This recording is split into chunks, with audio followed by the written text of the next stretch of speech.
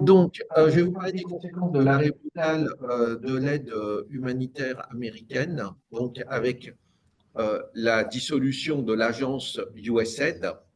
Euh, Ce qu'il faut savoir, c'est que toutes les grandes organisations internationales et de très nombreuses ONG, tant internationales qu'ukrainiennes, dépendent des fonds de USAID, entre 30 et 70%.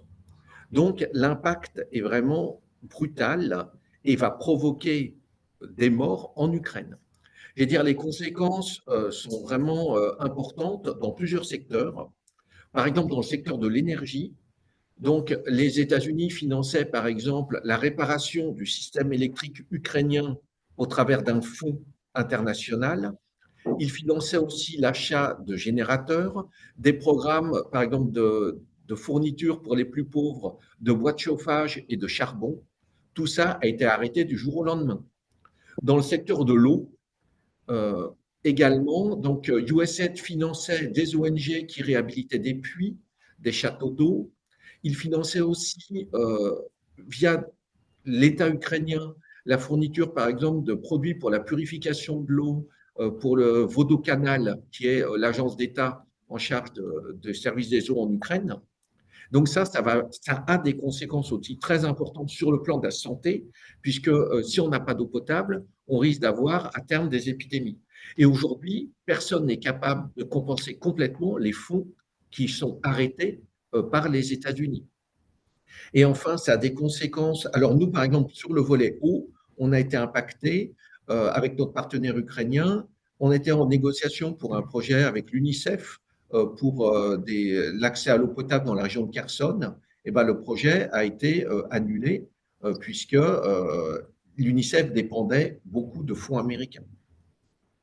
Et sur le plan de la santé, ça va avoir des conséquences à la fois pour les hôpitaux, c'est-à-dire une baisse du budget des hôpitaux. On annonce déjà qu'il y aura des coupes du fait de l'aide de l'arrêt des versements américains. Et du côté des ONG, nous aussi, on est impacté indirectement. Mais par exemple, on a des cliniques mobiles dans la région de Kharkiv, dans des villages. Et il y avait deux ONG, dont une ONG américaine et une ONG française qui étaient financées, qui faisaient également des cliniques mobiles et qui ont dû arrêter du jour au lendemain, puisque ça a été vraiment un mail brutal disant à partir de ce soir minuit, c'est terminé, vous ne pouvez plus dépenser l'argent de USAID pour l'Ukraine. Donc l'argent doit être restitué et du jour au lendemain, ils ont dû arrêter l'aide. Donc ça a été cette brutalité-là. Et donc, ça impacte donc au total de centaines de milliers de personnes. Et évidemment, c'est les plus vulnérables. Donc, qu'est-ce qu'on peut faire? Je vais dire, l'Europe, notamment avec ECHO, peut aussi décider d'augmenter ses financements pour l'Ukraine. On attend aussi que le ministère des Affaires étrangères français augmente, je vais dire, décide de ses financements pour 2025, puisqu'il faut savoir qu'à cause euh, du, euh, du problème de la dissolution et du retard Non, dans de la censure, de la censure. oui, de la censure, oui, pardon, de la censure, et donc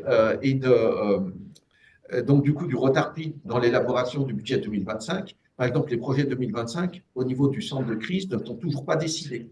Et donc tout ça prend du retard pour l'aide humanitaire pour la population ukrainienne. Et enfin, ce qui est essentiel, c'est de relancer la mobilisation de la société civile. En 2022, on a su être très généreux, très très généreux. Et aujourd'hui, on voit bien qu'il y a une sorte de lassitude et d'habitude qui est prise avec ce conflit. Et il faut arriver à remobiliser la société française et européenne au-delà pour soutenir les ONG qui interviennent directement sur le terrain. Je vous remercie.